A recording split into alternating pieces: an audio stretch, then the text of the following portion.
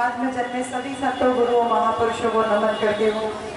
मंच पे उपस्थित हमारे आदरणीय भिक्खु संत को सादर वंदनामि और सभी उपस्थित मंच पे उपस्थित सभी अतिथियों को और सामने बैठी हमारी सभी उपासक उपासिकाओं, आप सभी को मैं फिर से उसी तरीके से संबोधित करूंगी जैसे हमेशा करते आई हूँ कि गुड मॉर्निंग बोलते हैं तो सुबह की पहचान होती है, गुड इवनिंग बोलते हैं तो शाम की पहचान होती है, वालेकुम अस्सलाम बोलते हैं तो अल्लाह की पहचान होती है, कुछ लोग राम राम कहते हैं तो शायद भगवान की पहचान होती है, पर हम कहते हैं कि जय भीम बोलने से इंसान को इंसान की पहचान होती है। आप सभी को जय भीम, नमो बुद्धाय। आज हम वैसे तो बाबा साहब का परिनिर्वाण दिवस 6 तारीख को होता है, लेकिन सोचिए कितनी क्रांतिकारी हमारे समाज के महापुरुष लोग हैं कि बाबा साहब की जयंती मनानी हो या बाबा साहब का परिनिर्वाण दिवस मनाना तो एक तारीख कम पड़ जाती है, एक तारीख कम पड़ जाती है। बल्कि खाली 14 अप्रैल को जयंती नहीं मनाई जाती है, 6 दिसंबर को परिनिर्वाण दिवस नहीं मनाया जाता। ऐसा पूरे विश्व में कोई भी ऐसा नेता, कोई भी आदमी ऐसा पैदा नहीं हुआ। हमारे समाज में, भारत में, भौतिक समाज में अगर अपने देश की बात करें तो कोई भी ऐसा लीडर भी नहीं हुआ जिसकी जयंती या परिनिर्वाण दिवस इस तरीके से मनाया जाता हो कि वो जनवरी से शुरू होता है। बाबा साहब की जयंती मनाना जनवरी से शुरू होता है और दिसंबर तक लगातार कार्यक्रम चलता ही रहता है। ऐसी शख्सियत को आज हम एक दिन के लिए तो हम नहीं, उनको एक दिन में नहीं बांध सकते। ये परंपरा मान्यवर कांशीराम साहब ने शुरू की थी। लोग कहते थे अरे आज के दिन बाबा साहब खत्म हुए थे तो शोक सभा का आयोजन होना चाहिए, तो क्यों जो है उनके नाम पे आयोजन किया जा रहा है। तो साहब ने इसकी परंपरा डाली, महापुरुषों के नाम पे कोई भी कार्यक्रम हो आयोजित जरूर होना चाहिए, जिससे कि जो छोटे छोटे बच्चों को लेके बैठे हैं ना हम लोग, वहाँ तक ये संदेश जरूर पहुँचना चाहिए। इतने महान व्यक्तित्व हमारे बीच में रहे, भारत का संविधान लिखा, आपको उनको अधिकार दिलाया, उनका जन्म दिन या उनका परिनिर्वाण दिवस केवल एक दिन का प्रकाश नहीं है, साल दर साल, तारीख दर तारीख, मंथ दर मंथ, यानी महीने दर महीने मनाया लगातार जाता है। तो बात आगे शुरू करते हैं। वैद जी, आप लोगों के बात पता चला, नई बात पता चला। अच्छा, आपको आज तक आप लोग खूब बातें सुनते थे ना कि दूल्हे को घोड़ी पे नहीं चढ़ने दिया गया है, ठाकुरों ने बारात रोकी, ब्राह्मणों ने बारात रोकी, ऐसा बहुत सुने ना, पगड़ी नहीं लगाने दिया गया, घोड़ी नहीं चढ़ने दिया गया, खूब सुन रहे थे ना।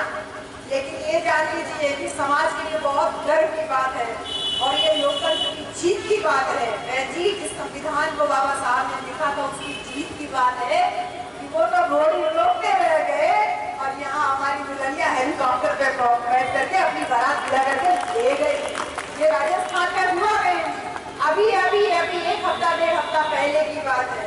राजस्थान में हुआ, एक सास, आपकी और हमारे जैसी महिला, एक सास की जिंदगी की मेरी बहू हेलीकॉप्टर में आए, बारात घोड़ियों पे रोकते रह गए और उस सास ने अपनी बहू को हेलीकॉप्टर में बैठा के उसके मायके से विदा करा के ससुराल ले आई। चाहे ऊंची जाति का हो या नीची जाति का हो, पूरा गाँव का गाँव उमड़ा था देखने के लिए कि दुल्हन हेलीकॉप्टर से आवेगी तो कैसा लगा। तो बहन जी, संविधान की ताकत देखिए, लोकतंत्र की ताकत देखिए, महिला की जिद की ताकत देखिए, कितनी बड़ी बात है ये कि आप कहाँ से कहाँ आ गए। चोट धीरे धीरे लगती है बहन जी, इस संविधान की जीत है। चाटा पड़ल, मनवादी लोगों को चाटा पड़ल ना, तो घोड़ी तक सीमित रह गई, हम हेलीकॉप्टर पे उड़ के पहुंच गई नहीं। तभी देखा लोकतंत्र की जो जीत की मैं बात कर रही हूँ, ये एक दिन का काम नहीं था।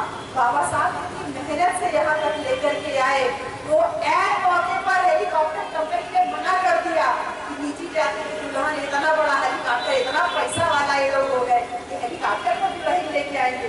ऐन मौके पर कंपनी ने मना कर दिया तो दुल्हन की सास जो थी उसने कहा मेरी बहू तो हेलीकॉप्टर में ही जाएगी, तो ससुर को बोल के अपने पति को बोली जाके 1 लाख रुपया ज्यादा डाल, लेकिन दूसरा हेलीकॉप्टर लेने के बाद 1 लाख रुपया ज्यादा पेमेंट करके दूसरी कंपनी का हेलीकॉप्टर मंगा करके वो नहीं चढ़ के आई थी। ये खबर पढ़े, इसमें घर से चौड़ा हो गया। इतनी दम है बाबा साहब के संविधान में कि तुम गांव में मूछ रखने पे मार रहे थे, तुम हमको अच्छा कपड़ा पहनने पे मार रहे थे, तुम हमको घोड़ी चढ़ने पे मार रहे थे, आज हमने तुमको धूल चटा दिया। जब हेलीकॉप्टर उड़ता है ना, हम तो सुनते थे गाँव में कि जब बहन जी का हेलीकॉप्टर आता था तो लोग देखने के लिए तरह का हेलीकॉप्टर आया था, पूरा कहाँ हो जाए कई किलोमीटर तक चारों तरफ लगाया था पूरा, कैसे बना। ये केवल एक दिन नहीं बहन जी, सिर्फ एक दिन की बात नहीं है, ये भारत का संविधान जो बाबा साहब ने आपको दिया, ये उस संविधान की बात है जिस संविधान के बदौलत आप यहाँ पर बैठे हैं, जिस संविधान के बदौलत एक औरत ने इतनी बड़ी जिद कर ली कि मेरी बहू हेलीकॉप्टर में आई। सोचने की बहन जी, दुनिया निकली बिंदी सिंधु लाली और दुपट्टा साल यही का सिक्का गई हूँ, वहाँ देखा एक एहसास आपन बहू के हेलीकॉप्टर में उड़ा के ले आए। ये जिद रखिए, सपना हमेशा बड़ा देखिए, ये मत देखिए कि दुल्हन के नथुनी चढ़ल कि ना चढ़ल, टीका चढ़ल कि ना चढ़ल, 5 गो साड़ी चढ़ल कि ना चढ़ल, और ये कितने बैठे हो भैया, ये कितने 60+ बैठे हो, आप सब परंपरा के वाहक बन गए। आपको समाज में परिवर्तन के लिए काम करना चाहिए था। हर शादी विवाह में ये पहुँचते हैं बेटी, तू पहुँचे तू एक काम है, चाहे यहाँ कहता चाहे यहाँ कहता, लेकिन आप लोगों काम ज्यादा करते हैं। एक तो मौसा, एक तो तूफा, एक तो जीजा, मुँह फुलाए फुलाए कोई भी नहीं है, तो के बाद कहीं हमारा सम्मान ना भरे, लड़की के लड़का के हाई नहीं चढ़ल, हाउ ना चढ़ल, आप यहीं तक सीमित रह गए। संविधान ने आपको कहाँ से कहाँ उड़ने का अधिकार दे दिया है। संविधान की ताकत को पहचानिए। एक पिक्चर आई थी बीच में, फिल्म आई थी थप्पड़। अगर आप लोगों में से कुछ लोगों ने देखी हो, नहीं देखी हो तो कभी इस फिल्म को देखिएगा, बहुत आराम से देखिएगा, आपको समझ में हो सकता आए हो सकता ना भी आए। बहुत अच्छी फिल्म है, उसमें बस बहुत आराम से स्टोरी चल रही है, हीरो हीरोइन साथ में चल रहे हैं, सब शादी विवाह होता है। एक पूरी बढ़िया सा मीटिंग चल रही थी, किसी का पार्टी चल रही थी, और उस पार्टी में किसी बात पे आदमी जो है औरत को थप्पड़ मार देता है, थप्पड़ मार देता है, और वो औरत उसके बाद उसको डिवोर्स के लिए केस फाइल कर देती है। बाद में पता चलता, सब समझाते हैं, घर द्वार वाले सब लोग, ससुराल वाले, मायके वाले सब समझाते हैं कि औरत को बर्दाश्त करना चाहिए, एक थप्पड़ मार दिया तो क्या बात है। इसके बाद वकील के पास भी जाती, वकील की बहुत बड़ी वकील थी सुप्रीम कोर्ट, वो कहती है कि क्या बात है, क्या केस है, दहेज की बात है, क्या बात है, तो बोलती है उसने सिर्फ एक थप्पड़ मारा। वकील भी यही बात बोलती है कि एक थप्पड़ ही तो केवल मारा था, उसके लिए तुम डिवोर्स फाइल कर रही हो। कहा बात थप्पड़ मारने की नहीं है, बात थप्पड़ मारने की नहीं है। इसका आदमी भी रोकने में आता है, कहता तुम मुझे बदले में थप्पड़ मार लो लेकिन मुझे डिवोर्स मत दो। वो औरत कहती है बात सिर्फ थप्पड़ की नहीं है, बात थप्पड़ की नहीं है, बात स्वाभिमान की है, बात उस सीख की है कि पैदा जब दोनों एक हुए तो केवल इनको बर्दाश्त करना क्यों सिखाया गया, और किसने आपको ये अधिकार दे दिया कि आप उसको एक थप्पड़ मार सकते, किसने अधिकार दे दिया। कितनी सटीक सटीक बातें वो बोलती है कि आपको अपने सम्मान स्वाभिमान के साथ कोई समझौता नहीं करना चाहिए। आपको लग रहा होगा कि आज मैं भड़काने वाली बात क्यों बोल रही हूँ, लेकिन ये कतई भड़काने वाली बात नहीं, ये परिवर्तन की बात है। आज हम जहाँ पर पहुँचे हैं, इस परिवर्तन, एक परिवर्तन वाली सोच ले करके मैं यहाँ पर आपके सामने खड़ी, नहीं कहा मेरे पति को पहचानते भी नहीं, इतनी भीड़ में कहाँ पर घूमोगे, इतनी भीड़ में कहाँ पे, नहीं तो दूसरे दुल्हा लोगों को मैंने देखा है कि औरत के पीछे पीछे लगे रहते, जहाँ बैठती उसके अगल बगल ही बैठेगी, हाँ उसको अकेले नहीं छोड़ेंगे कहीं। तो उस मजबूती के साथ मैं जब यहाँ पर आती हूँ तब मैं आपसे कह रही हूँ कि सोच में परिवर्तन लाइए। दुल्हन को केवल या दुल्हा को केवल क्या चढ़ा क्या नहीं चढ़ा, क्या दहेज मिला क्या नहीं मिला, या आप औरत को प्रॉपर्टी मान के जब मर्जी आएगा उसको थप्पड़ मार देंगे, जब मर्जी आएगा उसको मारेंगे पीटेंगे, उसको दहेज के लिए बर्दाश्त करेंगे। ये बात, ये संविधान की ताकत थी कि आज वो औरत कह रही है बात सिर्फ एक थप्पड़ की नहीं है, बात मेरे स्वाभिमान की है, बात आदमियों की सीख की है। किसने तुमको ये शिक्षा दे दी कि तुम औरत के ऊपर हाथ उठा सकती हो, हमको नहीं सिखाया गया, तुमको कैसे उस समाज में शिक्षा दे दी। तो धन्यवाद है आज बाबा साहब के परिनिर्वाण दिवस पे बाबा साहब को, जिन्होंने हमको और आपको ये अधिकार दिया कि आदमी अगर तुम्हारे ऊपर कोई अत्याचार करता है तो तुम उससे जब चाहो तब अलग हो सकती। ये कितनी मजबूत बात है, आप इस बात की गंभीरता को समझिए कि जब एक औरत सिद्ध करती है कि मेरी दुल्हन जो है, मेरे घर की बहू जो है वो हेलीकॉप्टर में आनी चाहिए, कितनी बड़ी जिद है ये जिद संविधान की जिद है, ये संविधान की लोकतंत्र की जीत है जी, जीत है ये, जिद भी है और जीत भी है। बार बार मैं जीत शब्द इसलिए बोल रहे हैं जी, चारों तरफ देख रहे हैं, चारों तरफ इतना भयंकर अत्याचार हमारे समाज में वापस होना शुरू हो गया है। आज हम अपने वजूद की लड़ाई लड़ रहे हैं, अपने हक की लड़ाई कर रहे हैं, बात कर पा रहे हैं, उस संविधान की बात कर पा रहे हैं, और आज उस संविधान निर्माता के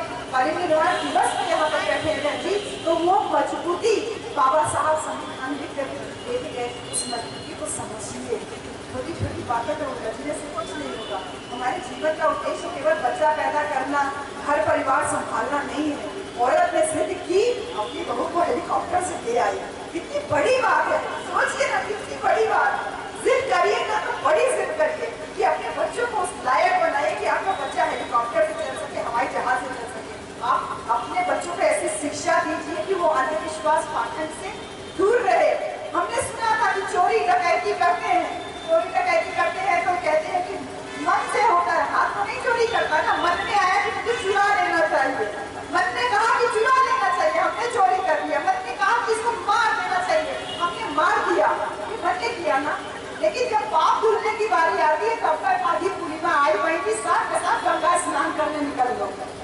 हाँ, तो गंगा स्नान करने निकलो तो गंगा शरीर को मैल साफ करेगा, लेकिन चोरी डकैती और जो मारते काटते हो ये तो मन का मैल है ना।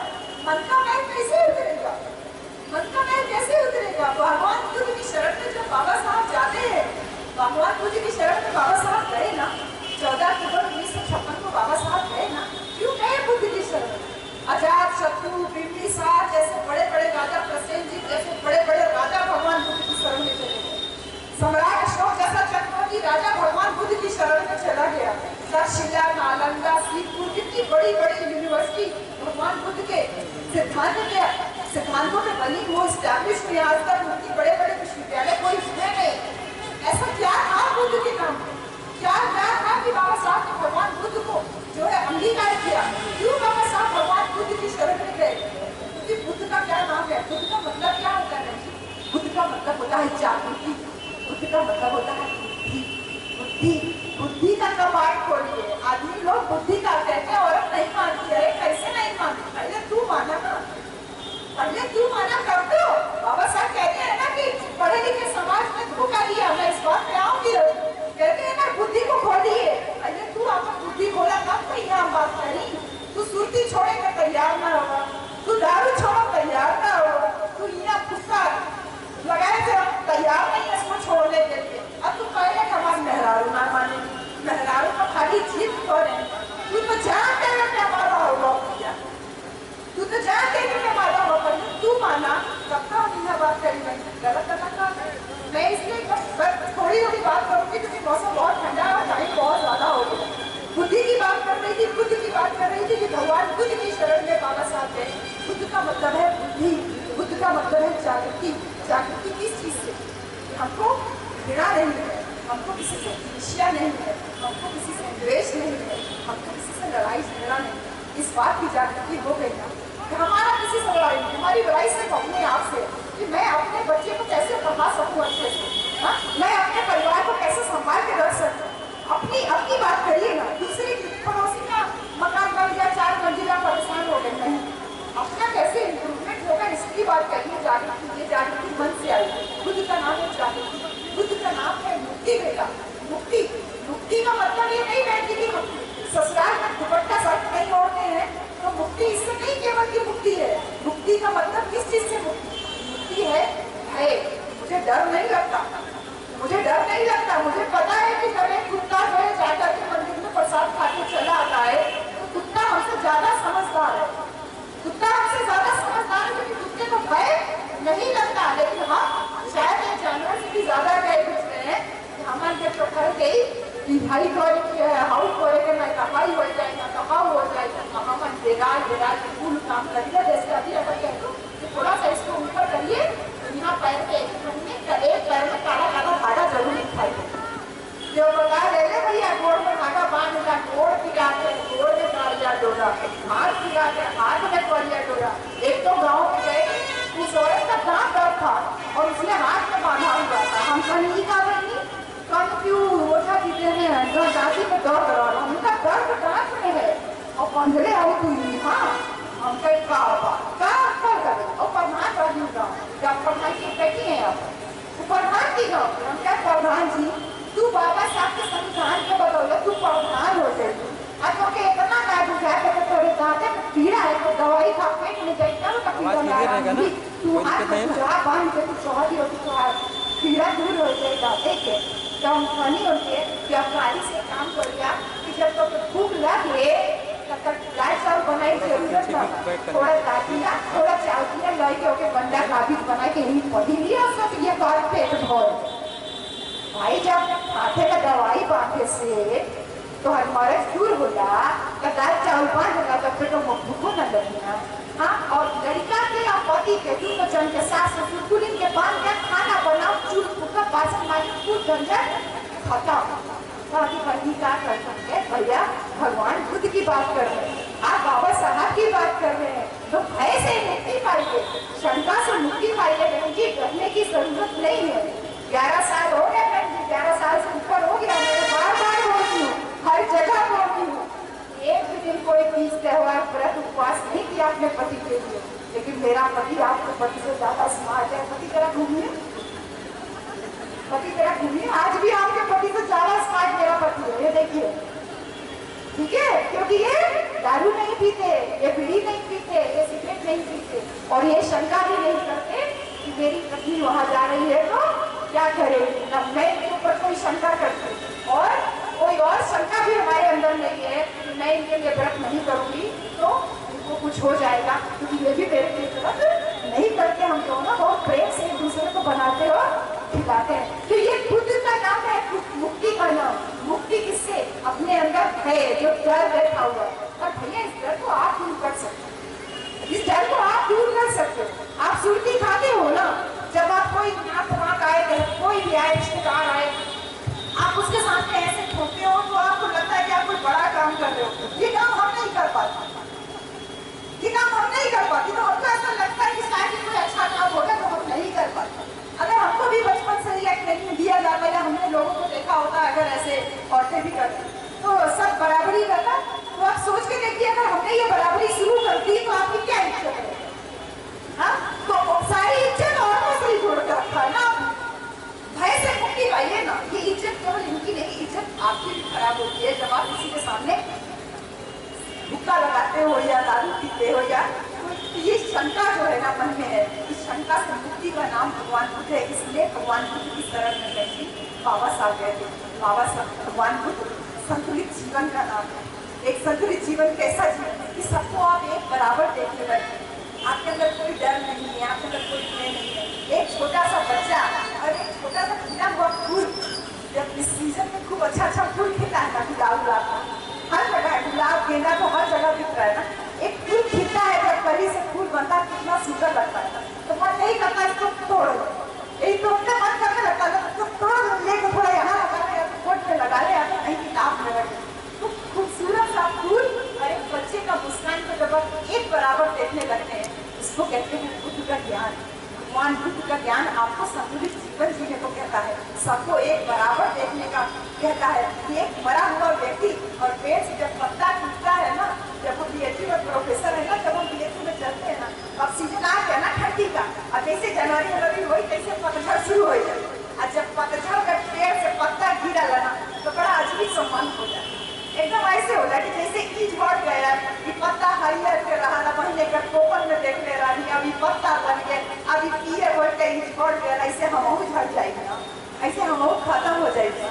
तो जब पत्ते को आप, सूखे पत्ते को आप गिरते हुए देखते हैं, तो आपके अंदर जीवन और मृत्यु का सत्य जब आने लगता है, इसका नाम बुद्ध। यानी आप एक मरे हुए व्यक्ति को एक पत्ता जब गिरता है, दोनों को एक बराबर देखने लगते हो, उस जागृति का नाम बुद्ध है।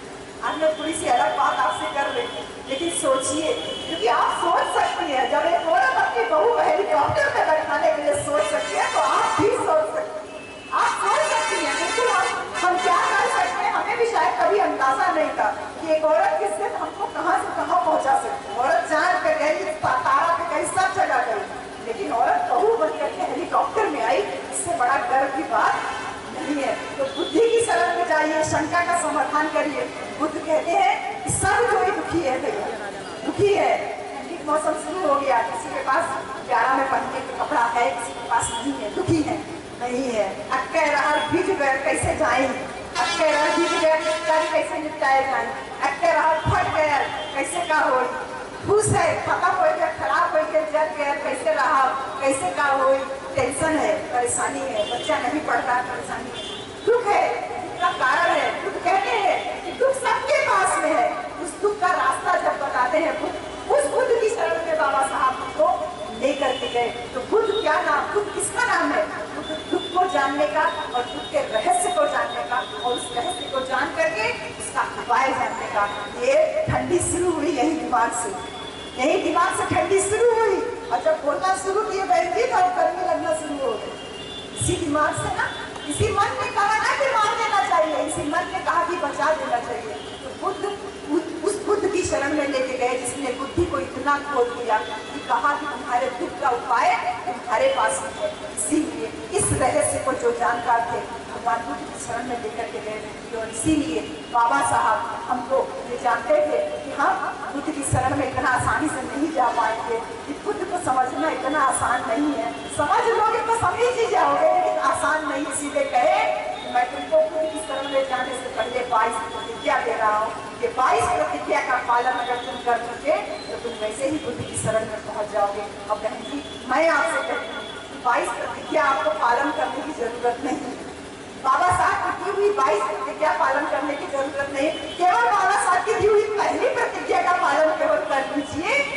बाबा साहब की शरण में और बुद्ध की शरण में आप वैसे पहुंच जाते हैं। और पहली प्रतिज्ञा बाबा साहब की कहती है कि मैं ब्रह्मा विष्णु महेश को कभी ईश्वर नहीं मानूंगा, उनकी कभी पूजा नहीं करूंगा। एक पहली प्रतिज्ञा केवल मान लीजिए और बाकी सारी बातें अपने आप ही हो जाएगी। बाकी प्रतिज्ञाओं में तो आप आसानी से, क्योंकि ये डर जो बैठाया हुआ है ना, ये डर धंधा है, ये बिजनेस है, कोई ये डर का एक बिजनेस है। आपने फिल्म देखी है ना पीके फिल्म देखी है बहन जी? अगर नहीं देखी है तो बच्चों से कहिए मोबाइल में नोट करके दिखाएं।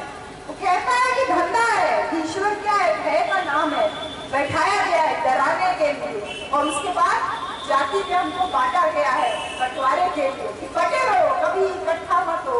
और उसके बाद धर्म को एक धंधा बना दिया गया है। हर जगह जहाँ पे भी जाएंगी टिकुली बिंदी लाकेट झुमका कुल मिला कि जाएंगे तो 5 रुपया 10 रुपया 20 रुपया भैया वहाँ गए लाने तक की खरीद के लगी धंधा बना दिया ना।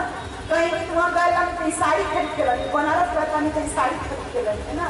कहीं धंधा बना दिया कि वहाँ जाएंगे तो ये चीज दिए। तो ये सारा चीज केवल किया गया और जिसने इन सबको बनाया उसने अपने आप को सर्वश्रेष्ठ घोषित कर दिया कि मैं श्रेष्ठ हूँ और तुम खरीदार हो, तुम नीचे हो। बहन जी जब कहते हैं बाबा साहब ना कि मुझे पढ़े लिखे समाज ने धोखा दिया है ना, बाबा साहब वो और किसी वजह से नहीं कहा था, वो इसी वजह से कहा था, वो इसी वजह से कहा था। क्यों उधर देख रहे हो यार, क्यों देख रहे हो उधर? वो तो बचेगा ना, उनकी नजर में तो वो तिरंगा है, लेकिन हमारी नजर में वो तिरंगा नहीं, वो 4 रंग का है। भारत का जो राष्ट्रीय ध्वज है वो 4 रंग का है, ये 4 रंग का।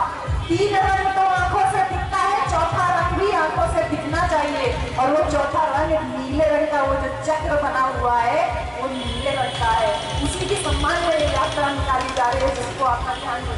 बाबा साहब जब कह रहे हैं कि मुझे पढ़े लिखे समाज में धोखा दिया बहन जी, तो वो क्यों कह रहे हैं? क्योंकि 98% यानी 98% लोग बाबा साहब को जानते हैं। यहाँ जितने बैठे हो सबने बाबा साहब का नाम जरूर सुना, लेकिन उस 98 में से 80% लोग बाबा साहब के सिद्धांत को मानते ही 80% लोग बाबा साहब के सिद्धांत को मानते ही नहीं। काहे भैया?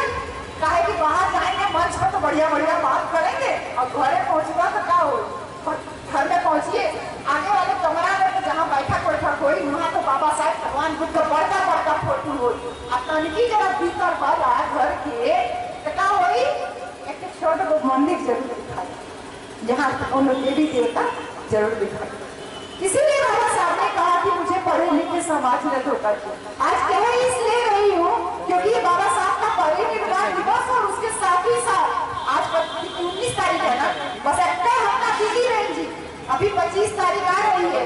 25 दिसंबर 1927 को बाबा साहब ने वो क्रांतिकारी काम किया था जिसकी वजह से आज एक औरत हेलीकॉप्टर में बहुविवाह करने का सपना देख पा रहे।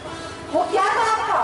वो काम था मनुस्मृति दहन का काम। अभी 1 हफ्ते बाद ही वो आ रहा है, इसीलिए कह रहे ये क्रांति का महीना है। एक दिन का क्रांति नहीं हो रही, हमारे यहाँ रोज क्रांति हो रही है। बाबा साहब बराबर काम किए, मनुस्मृति को जलाया जिसने कहा औरत को नीचे रहना चाहिए, जिसने ये कहा कि आदमी चाहे शराबी हो, गंगेड़ी हो, नशेड़ी हो, मारे पीटे मार डाले, लेकिन औरत को कभी नहीं करना चाहिए, आपके लिए कहा कि आपको रुपया पैसा नहीं रखना चाहिए। उस मनुस्मृति को बाबा साहब ने 25 दिसंबर 1927 को आग लगाई और आग लगा करके उसी दिन इस व्यवस्था की नींव रख दी कि मैं भारत में औरतों को अधिकार देने के लिए संघर्ष करूंगा। मैं भारत में आदमियों को, बच्चों को, हर समाज के लोगों को अधिकार देने के लिए संघर्ष करूंगा। तो भैया क्रांति शुरू हो गई है। इस ठंड में ठिठुर के घर में खाली बैठ करके कौड़ा काटने और बांटने से काम नहीं चलने वाला। निकलिए रोजाना, रोजाना निकलिए। चुनाव भी आ रहा है, आपकी जरूरत बहुत ज्यादा है। जहाँ रहिए, अपने गांव में रहिए, अपने घर में रहिए। बताइए कैसे बाबा साहब ने कहा कि पढ़े लिखे लोगों ने बाबा साहब को धोखा दिया, कहा कि राम तो यही अभी भाई हमारे चंद्र यादव जी बोल रहे थे ना कि आरक्षण की बदौलत हम पहुंचे वहां पर, आरक्षण की वजह से हम पहुंचे वहां पर। हम पहुंच तो गए, लेकिन हम काम क्या कर रहे हैं? हम काम क्या कर रहे हैं बहन जी? वहां पहुंचे की पहले क्या बताऊंगा? लड्डू लेके कहाँ पहुंच गई? वहाँ बगल वाले मंदिर पहुंच गए। तब मिले गुरु बाबा साहब के बदौलत और लड्डू के भोग कहीं और के और मजा खा गए। तो काम जब सारे मनवादी करोगे तो बाबा साहब तो बार बार रोएंगे ना। ये दिन है बाबा साहब को याद करने का। बाबा साहब रो रहे और कह रहे हैं कैसे पढ़े लिखे समाज में धोखा दिया। तुम बाहर देश में बड़ी बड़ी बातें करो, आपकी बीवी घर में बैठ करके 30 त्यौहार मनाए और उस 30 त्यौहार मनाने में आपका बहुत बड़ा योगदान है, आपका बहुत बड़ा योगदान है। आप अपने मन से डर दूर करो, इनका डर अपने आप में दूर हो जाए। आप उनको बताओ कि मैं तुम्हारे लिए व्रत नहीं करता। भाई चंद्रभूषण जी की पत्नी ने व्रत रखना छोड़ दिया, करवा चौथ तो बहुत अच्छे से ये बता, कितने अच्छे से, कितने प्रेम से। कोई ऐसी पत्नी नहीं है जो अपने पति का कहना ना हो। लेकिन पहले एक साफ रो ना, जब बाबा साहब रोते हैं, कहते हैं, तो ये बात कैसे खाली एक समाज में आ गया ना, मैं वहीं से आना शुरू हुई। कोई सेल्फी खींच रहा है, कोई फोटो खींच रहा है, मैडम जी के साथ एक फोटो हो जाए। इसको हम लोग नाम दे रहे हैं सोशल फैंटेसी का। सोशल फैंटेसी, सोशल फैंटेसी का मतलब समाज में कोई भी नया लीडर या कोई भी नया वक्ता आया, आप उसके साथ फोटो खिंचा लें। फोटो से काम नहीं चलने वाला। फोटो लीजिए, अच्छी बात है, लेकिन फोटो के अलावा विचार जरूर लेकर के जाइए। वो विचार आपको क्या देखने के लिए आए? हम इतनी दूर से चल करके आपके लिए आए हैं, बनारस से चल के इतना दूर से इतना टाइम लग गया, इतना सारा घाट। तो हम यहाँ फोटो खिंचाने के लिए तो नहीं आए, अपना सम्मान करने के लिए तो नहीं आए। हम बाबा साहब की बात आप तक पहुँचाने के लिए। और आप में से अगर एक दो महिला को बात समझ में आ जाती, चाहे जगना मनौती सूप पे मनौती मांगा बहन जी कौन सा त्यौहार की? छठ का त्यौहार। दादा रे दादा एकदम परेशान हो जाएगा। छठ वाले दिन थोड़ा पहले घरे से बाहर नहीं निकला, काहे के 3 घंटा का रास्ता 8 घंटा में ट्रेवल करे के पड़ल लगे। राही भोर में जितना मैं कुआं में, गढ़ई में, नहरी में और नदी के किनारे हो गई, वैसे ढेर आदमी तो देखते खाली स्कूल पे खड़ा रहा। ऊपर से देखिए कि केकर मेहरारू ढेर निकला। कई बार हम एकदम परेशान हो गए। कहीं जा कर आजमगढ़ में रास्ते में बाप रे बाप, हमको पता नहीं था छठ त्यौहार का होता। वहाँ मैडम सांझ सूरज डूबा तो वहाँ बैठ के डुबकी लगावत हो, इतना मनई फूल पे खाली हुए मेहरारू काटे खाती, ऊपर से गिर पड़त है। तो समझ में आया कि भैया स्कूल का हो सही विचार लेकर के जाते। एको महिला, एको आदमी अगर आपको विचार समझ में आ जाता है तो मेरा इतनी दूर से इतना जाड़ा में वहाँ से चल करके आना सफल हो जाता है। क्योंकि ये विचार लेने के लिए और विचार देने के लिए हम इतना दूर से आपके बीच में आ करके आए। ये सारी तरीके से, सब तरीके से इसी विचार को खत्म करा जा रहा है। सब जगह लड़ाई से किसी बात की है कि बाबा साहब को कैसे खत्म किया जाए, खत्म कर दिए। कौन कोर्स की किताब में बाबा साहब मिले न बनी, कौन कोर्स की किताब में बाबा साहब नहीं दिखाई देते, किसी किताब में बाबा साहब के बारे में नहीं पढ़ाया जाता। जो बाबा साहब की मूर्ति एक विचारधारा को स्थापित करती है, लगाई जाती है, ऐसे करती है। उंगली तोड़ देते हैं, इतना टेंशन, हाथ तोड़ देते हैं, इतना परेशानी, चौसमा तोड़ देते हैं, मूड़ी तोड़ देते हैं, खत्म कर रहे हैं ना बाबा साहब।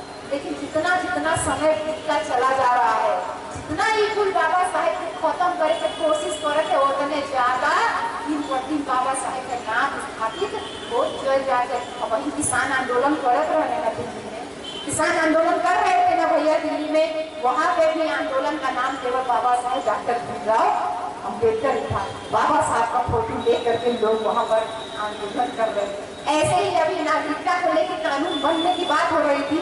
हाँ, एनआरसी वाला जो सीए और एनआरसी वाला, एनपीआर वाला जो चल रहा था कि आपको अपनी नागरिकता का प्रमाण देना होगा।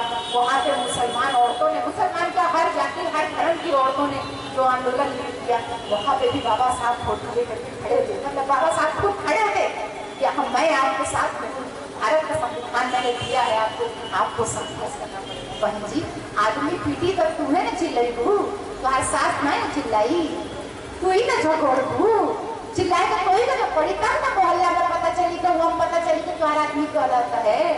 यहाँ तुम्हारे हक अधिकार छीनल जात है तो तो ही ना आवाज लगाई पड़ी।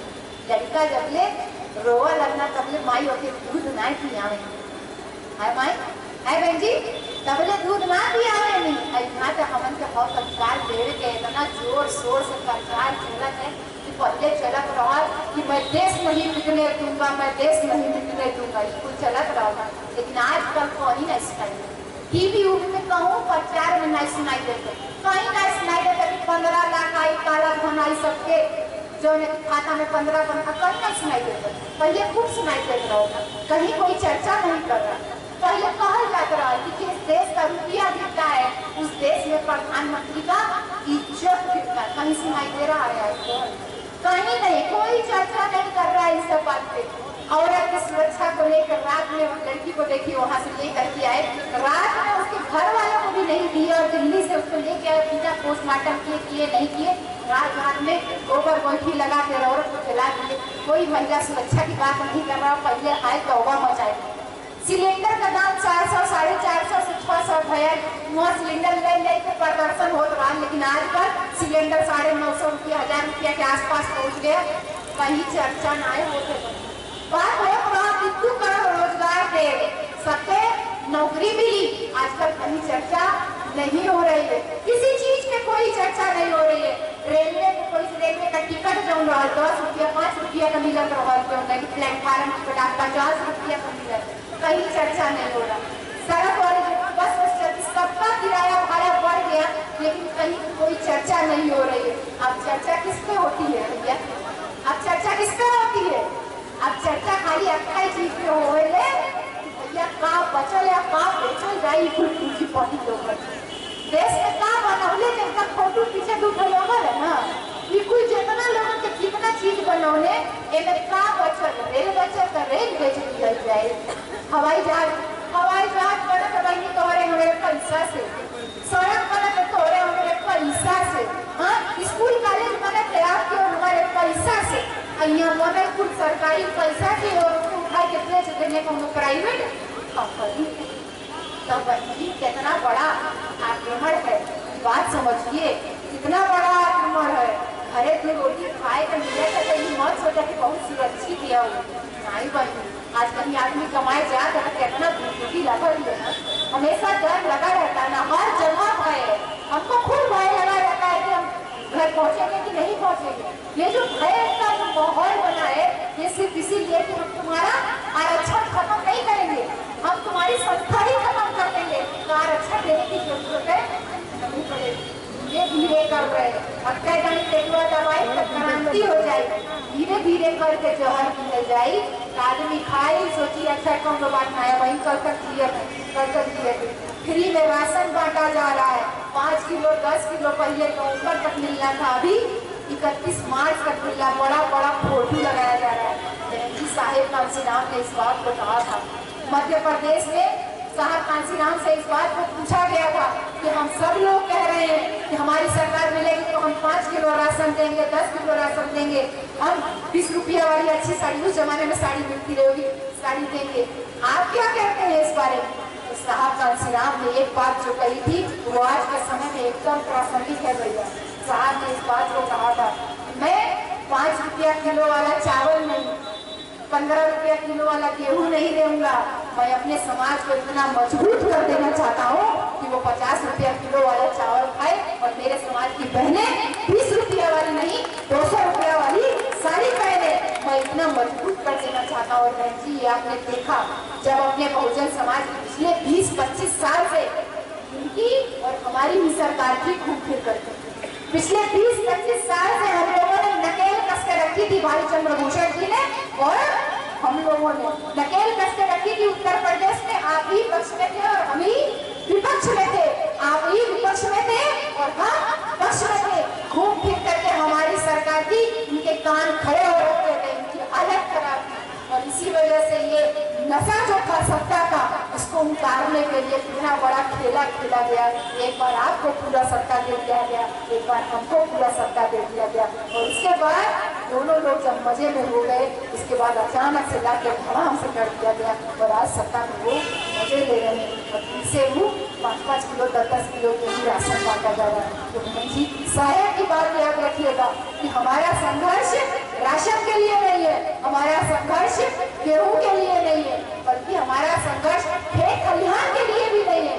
हमारा संघर्ष सत्ता प्राप्ति के लिए है, हमारा संघर्ष स्वाभिमान के लिए है। अपनी सरकार होगी, आपकी सरकार होगी, हमारी सरकार होगी।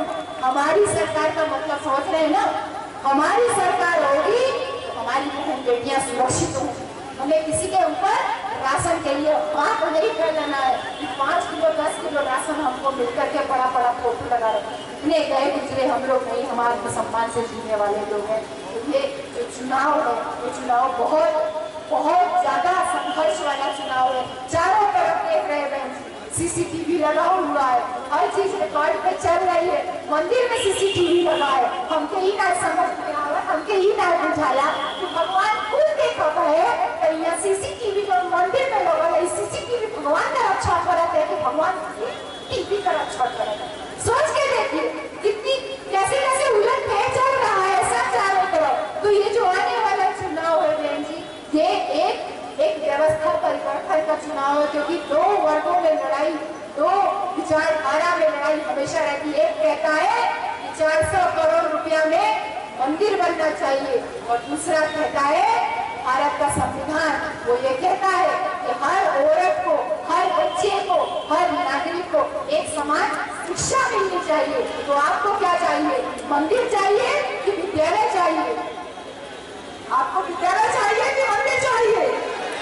तो ये लड़ाई है धर्मतंत्र और लोकतंत्र के बीच की, जहाँ धर्मतंत्र कहता है कि किसी बात को समझने की जरूरत नहीं है, जो कह दिए वो केवल मानो, कह दिया कि यहाँ गोड़ वाला यहाँ पैसा चढ़ाओ है तो के माने की है। तो आपको उसकी तरफ जाना है कि वो संविधान यानी लोकतंत्र की तरफ जाना है, जिसने आपको गुलामी से आजादी दिलाई। ये लड़ाई है मंदिर वर्सेस विद्यालय की, एक लड़ाई है उस मनुस्मृति की जिसको बाबा साहब ने 1927 में जलाया था और भारत के संविधान के बीच में। तो आप बताइए, आपको मनुस्मृति का विधान चाहिए कि आपको भारतीय संविधान चाहिए? भारतीय संविधान चाहिए कि मनुस्मृति का विधान चाहिए? भारतीय संविधान चाहिए। ये लड़ाई है भगवान और विज्ञान के बीच की, ये लड़ाई है भगवान और विज्ञान के बीच में। विज्ञान कहता है कि बुद्धि को खोलिए और भगवान कहता है केवल सकल वंदना कीजिए। तो आप क्या बताइए, क्या चाहिए आपको, भगवान चाहिए कि विज्ञान चाहिए? हाँ, भगवान चाहिए कि विज्ञान चाहिए? एक व्यवस्था है जो विषमता पे आधारित है, जो ऊंच नीच पे आधारित है।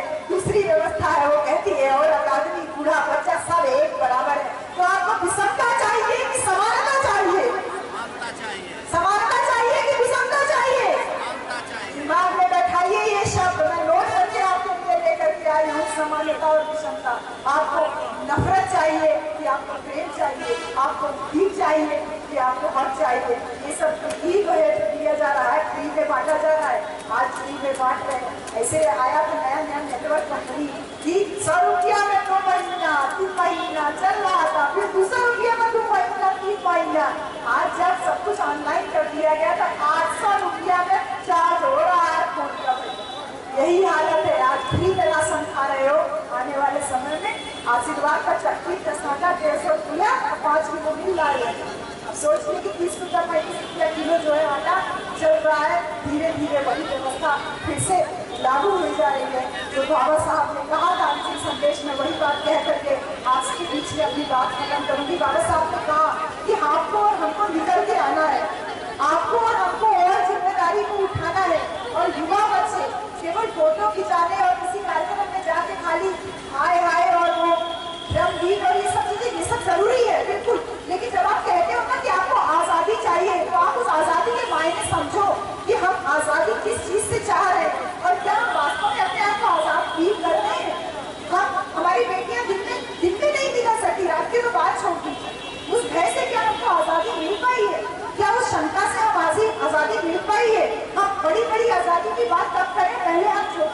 आज़ादी की बात कर लेता। तो बाबा साहब का जो संदेश था वही मैं आपसे कहूँगी। बाबा साहब ने कहा कि राजनीति में आइए, बिल्कुल बेशक युवा हैं, महिलाएं हैं, सब आए राजनीति में आइए, लेकिन राजनीति आपके लिए रोजगार नहीं है कि राजनीति में आए कोई हमको नेता बन जाएंगे तो हमको पैसा मिलेगा, लाल बत्ती का गाड़ी मिलेगा, चेका चपाटा अगर बगल घूमते रहेंगे, इसलिए नहीं राजनीति। राजनीति आपको